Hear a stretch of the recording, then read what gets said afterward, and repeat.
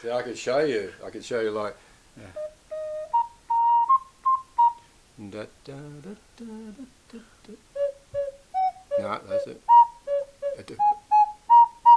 That's it. That's the start of the thing.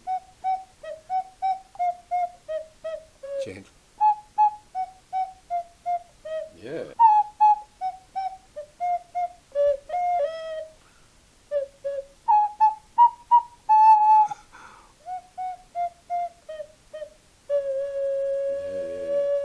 I'm a musician.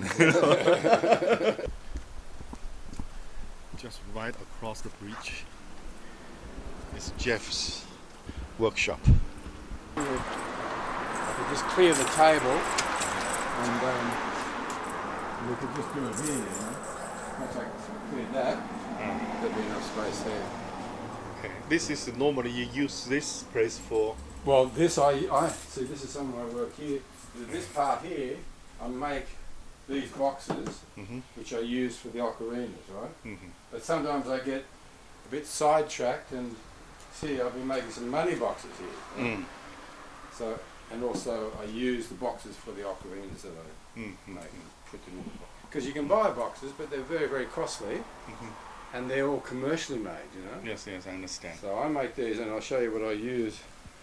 I use this. All this is recycled material, you know. So otherwise it would be taken to the tip and lost forever. Yeah. But I go and get all this stuff, and I use this for the boxes, and also for my photographs. See, there's here, for example.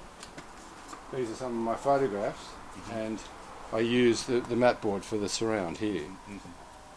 And these photos. These are photos that weren't very good, so I've just drawn a picture on top of the photograph. Okay.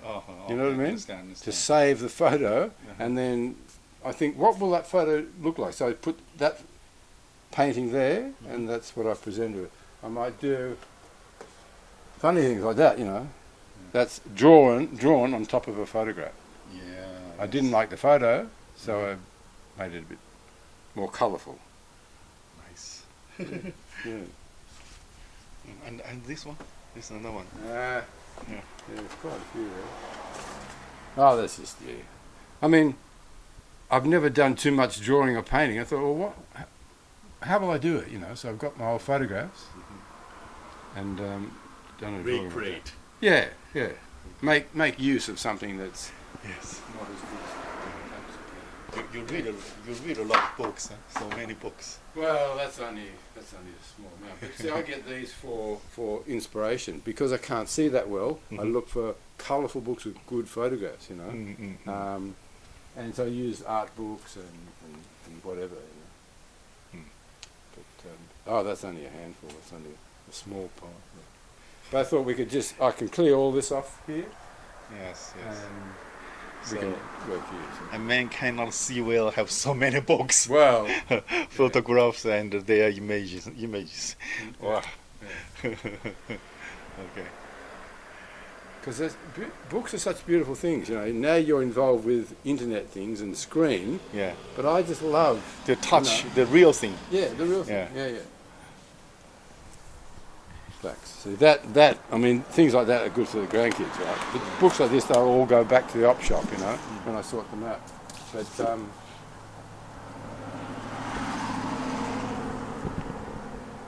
art, you know. So you get good ideas, inspiration, you know. And I'll look through here, especially ancient art. See, here you've got beautiful. I love cave paintings.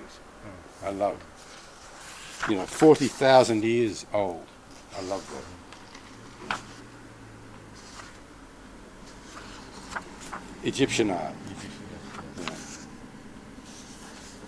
I love scarab beetles. You know the little scarab beetles that they use in Egyptian mythology? The cat. Very important part of ancient Egyptian civilization. So just inspirations. So these are the box you made.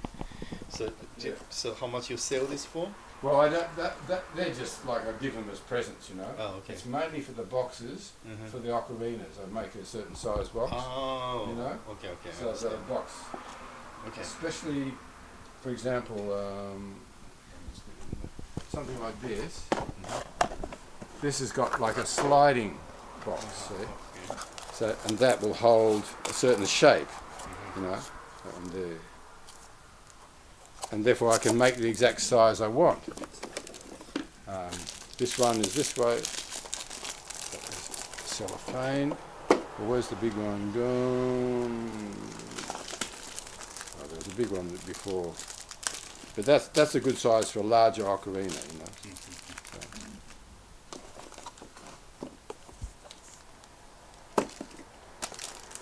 That's closed. So yesterday when I sold some of the birds at that fair, then I put them into a box to protect them, and yeah, so they're safe before they get home. And these I just wanted to do a design for a money box, and I wanted to do a money box. See, this money box, you can't open it. Okay. Okay? It's what I call a sure saver. In other words, you put your money in here. Dam. So the dam box, something like some box, something people cannot speak. What do they say? Is that some dam? People cannot speak. Oh, dumb. Yes, Dumb. dumb. Yes, yes. Yeah, dam box. Ah, okay. Ah, okay. Yeah. Who calls it that? In Chinese. Oh, really? Yeah, in China it's called dam box Ah. because you cannot open it. Ah, really? Yes. Ah. Well, that's interesting because then you fill it with coins, and then the person has to make a decision. Yes. Will I cut a hole in it? Will I put Break. something in here or break? Or Yeah, I break. let them make that decision. Yes. you know. Yes. Yes. But some you can open. For example, If you can that open, it's not so interesting. yes, exactly. Yeah. And it's this one you can open. You just take the cord off. And some of these have got they're like that. You know, got a box like that. Part of it. So. Anyway, that's just. I mean, I don't make these all the time, but I go through a phase. You know. Yes. Like you go 10 years making violins and then you stop. Or I go maybe 10 weeks making money box, and then I stop, you know. But I know how to do it, and I've got the equipment. And Nice. And when I run out of boxes, I'll make some more. And this is all clay. It's got stuff everywhere. It's got particles and so on. It's a messy workshop. And makes artist. Okay, I'll show you here. You just do. Here, I made these. I've got to keep them wet, you know. Otherwise, so this is the first part of the ocarina, where I've made that, and here I've just done the sound hole, right? So I don't want it to dry out too much now. That's why I'm going to put a bit more water in here to keep them, because I'll be with you today, and then tomorrow I'll get up and do a bit more work on these. I'll keep them wet. Do you have one ready-made you can play a little? I don't have too many here. See, that one's getting close to the end, but still it's early stages, you know. So I've got to work on that. Now they're all just the beginning. See, this one I haven't even opened. You see there? I haven't opened that up yet for the sound. That's why I've got to keep them damp, otherwise they... See, this one, that's just the start of the sound, and then I've got to do the holes and then make it better sound and work on it, you know, going back all the time, going back. Once again, see? Nice, bit deeper, and that's a clearer sound. It is better that you see these and so a better one, because this is the beginning stage of it, you know, like any instrument. So now I've got to work on the holes here and then tune it and listen to it and get the best sound possible and the most accurate tuning I can with it. You know.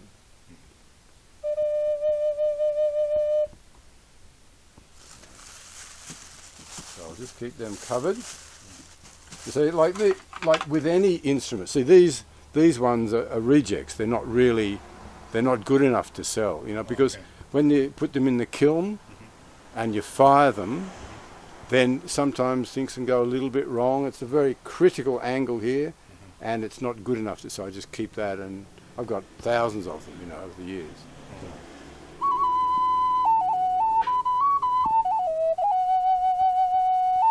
So it's not too bad. What I'll do, I'll give that. I've got two friends, and perhaps you can meet them while you're here in Warburton. They live in Millgrove.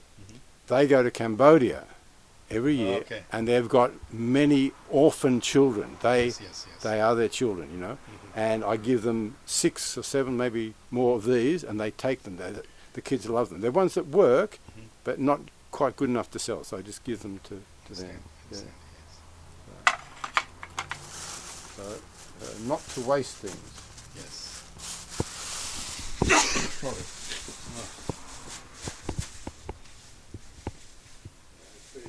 So are these eggs are real? They were. I put a hole in them, and I suck the egg out and eat it, and then they can be used for decoration. Oh, this is for decoration. Yeah. Okay. Okay. This is a real egg without Egg inside. egg inside. Yeah. It's egg shells. Yeah. But they put one hole in it and raw egg. All right. But this spring, big clean up and try a lot of stuff. This is something from events. And I make brooms out of, you know, parts of, you know, things like that. That's from a tree from St Kilda. That was a one tree, so I make a broom, and it's very good just for speaking. Make use of everything. Make use of it, yeah. Because it costs you maybe $20 to buy that, but it's already there. Environmentally friendly. Yeah. So you tell me when you want me to. Yeah, you just do. You do yours, I do mine. Yeah. Okay. You can start. Okay. Solid ball of clay. Okay, so I'm going to form what you call a pinch pot.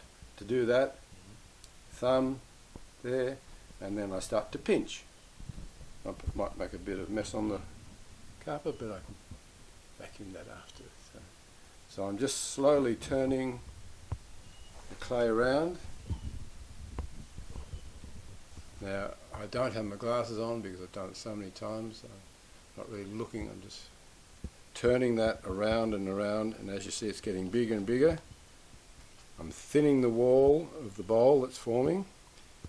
Now usually with a pinch pot, I'll show you in a minute, it forms like a small bowl, and you can do a larger one using more clay.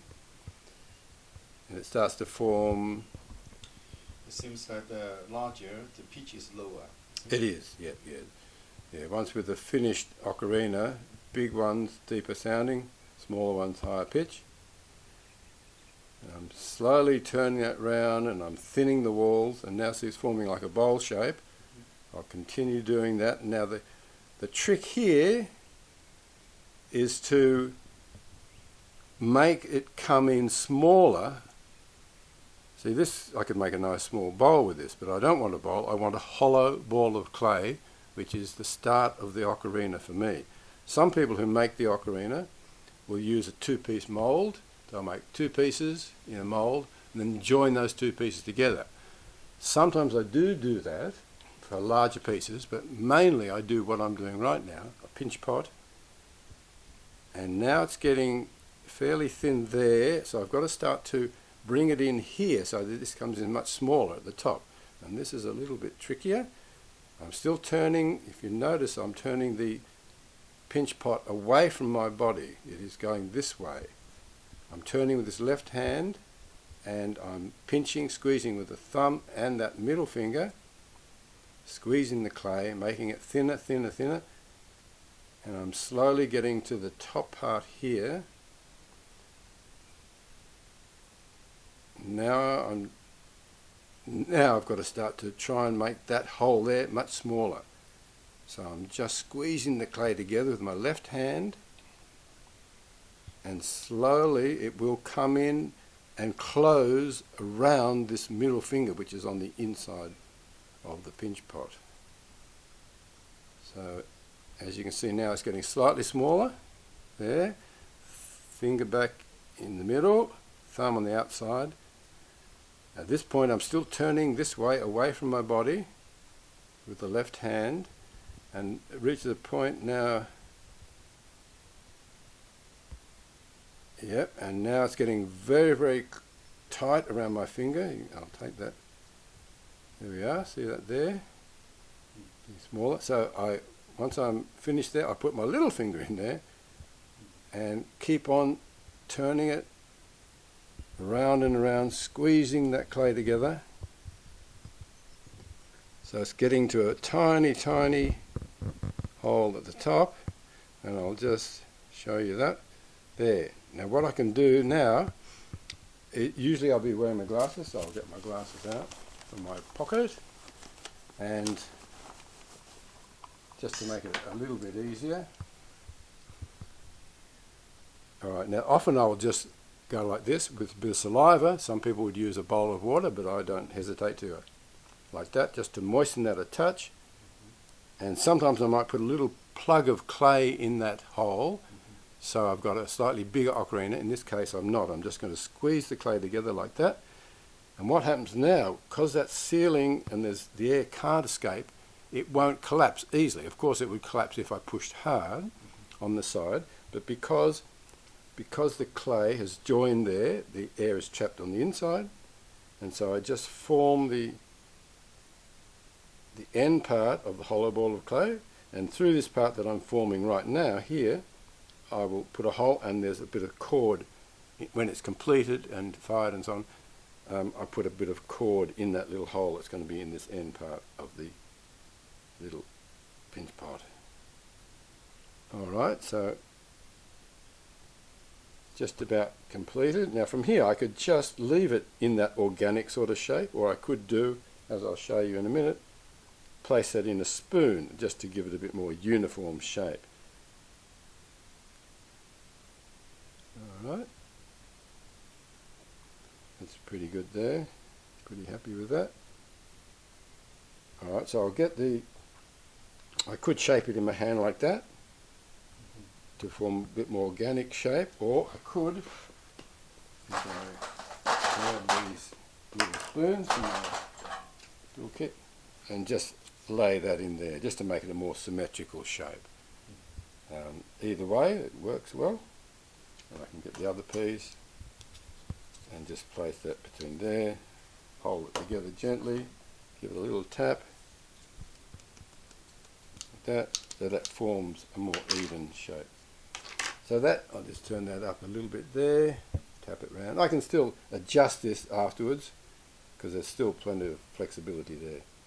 So that's the start of one ocarina, and because we can't do too much more on this now because it's too flexible, too wet, then I'll let that stand depending on the weather. Overnight, could be at 2 hours, depends on whether it's a hot day or not.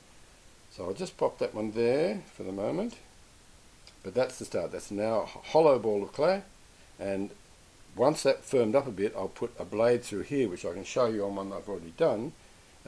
Put a blade through the clay, not inside, but through this wall of clay, the wall here, underneath, put a blade there, and I'll add a little bit of clay to that, around the blade, to make a mouthpiece. But I'll show you what I mean. Yeah, here's one here which I did the other day before I saw you sometime. And here, this one I've put in from the tools.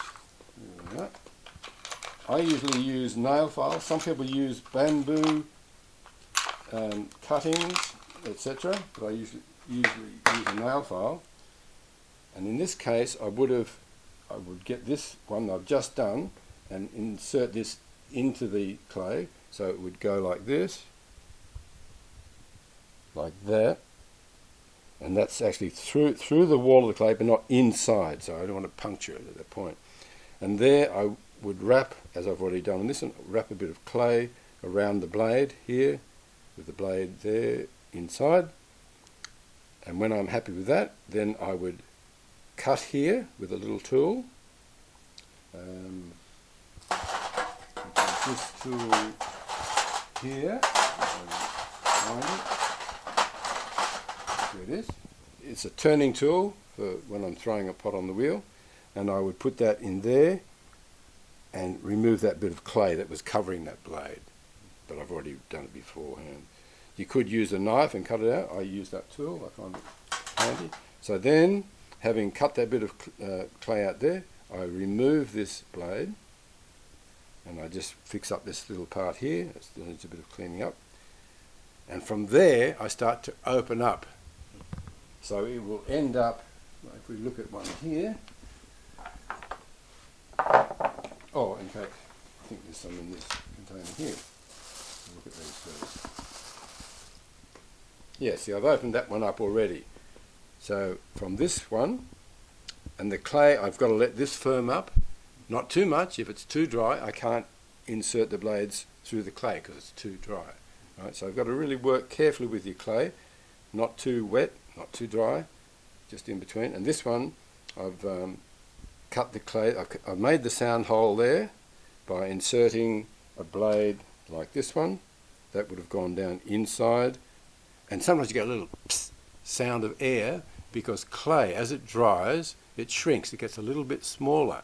Therefore, it compresses the air inside the ocarina. So when I insert a little blade in there to open up to voice the ocarina, it goes psst sometimes because the shrinkage has made the air just a bit compressed.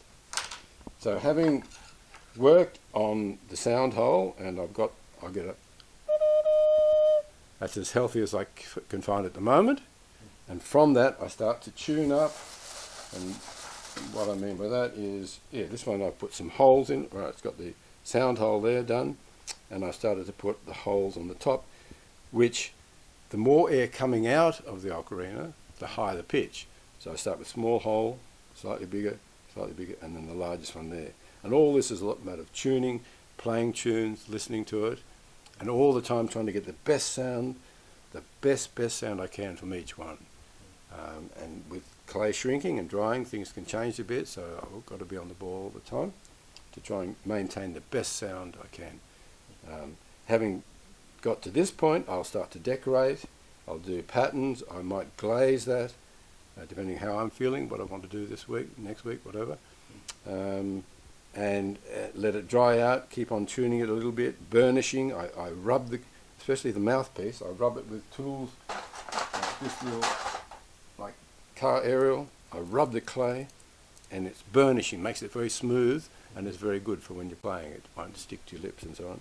Burnishing, and I often will burnish all over, rub the clay with the back of a spoon to make it smooth and shiny, and just gives a different colour and textures and so on. So that's basically the procedure, from the solid ball of clay to the hollow ball, and then I'm working from that one where there's no sound hole, then I cut through, and then I start working with the holes to tune it up and get it sounding as beautiful as I can. How long does it take from the very beginning to prepare the clay to finish one? Of course, I know you're not making one. You make a few at a time. Daniel, I don't know. I've never timed it. Like many things, you start to time it and then you lose track of time. You know, I don't know. It's okay. So this is Australian. No, it's from many countries. It really developed in Italy in the 1850s. Prior to that, it had been in many countries. Where it started, nobody knows. It might have started in South America. It might have gone to Europe on some of the sailing ships as maybe a small toy that made a few sounds, a few notes. And there were a couple of guys in Italy in the 1850s. I think they were bakers. They used to make ocarinas out of dough, out of bread dough, and they'd make them and play them, and then they eat them, you know. But in my case, you can't eat these. But yeah, developed in Italy, has been in many countries. But this style, this shape, was developed by a guy, John Taylor, in England, because the Italian ones were the same principle of sound and making the sound like a recorder. A wind wave, the air comes through, hits the sharp edge there, divides, and that turmoil of air creates a sound. Any sound is something vibrating. For example, you play guitar. You hit the string of the guitar, your finger pick, whatever you're doing with it, flat pick, it vibrates, the string vibrates. The air around the string vibrates. That comes to your ear, it vibrates, the eardrum. It sends the electrical signal to the brain. This is the magic of sound. And therefore, this is a direct cause of vibration of the air by not a string or a drum, it's the air being split on that part there of the sound hole, and it causes the turbulence really inside, which is the beautiful sound of the ocarina. And normally, how much you sell this for? Normally the smaller ones are about $40, the bigger ones, the bird ones, $50, and up to about $60. I think that's quite a low price for other ocarina makers in the world, but that's how I price it.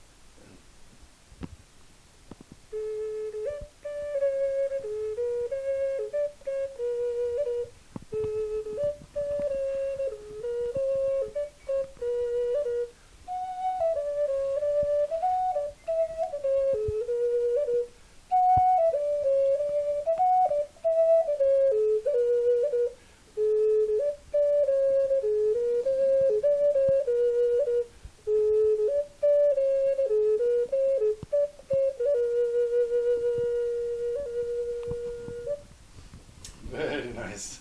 Okay. So you don't have Amazon yet, huh? No. Okay.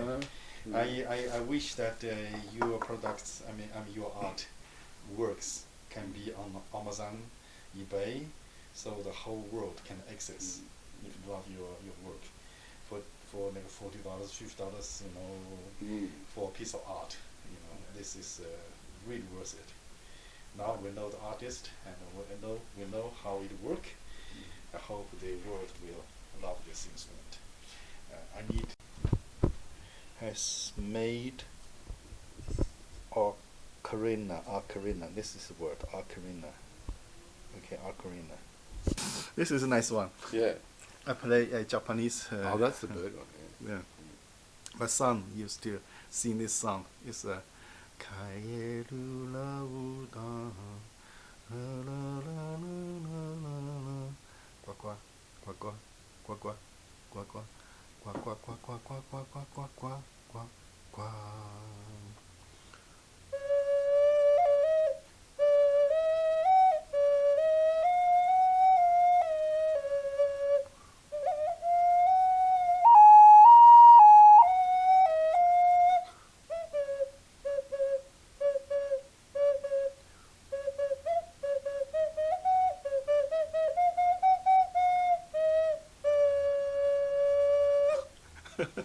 And you notice on that low note, if you blow a bit too hard, it'll sharpen the note. So Yes. like with your bamboo flute, down a bit on You have to Yeah. to make the intonation correct. Yes, like if you blow hard, like on this one, if I blow hard on this, sharpens and distorts it. It should be Okay. very gentle.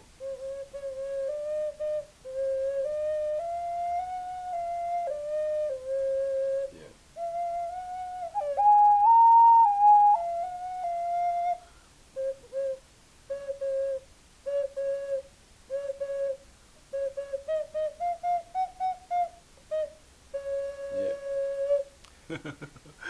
Okay. But you can have that one.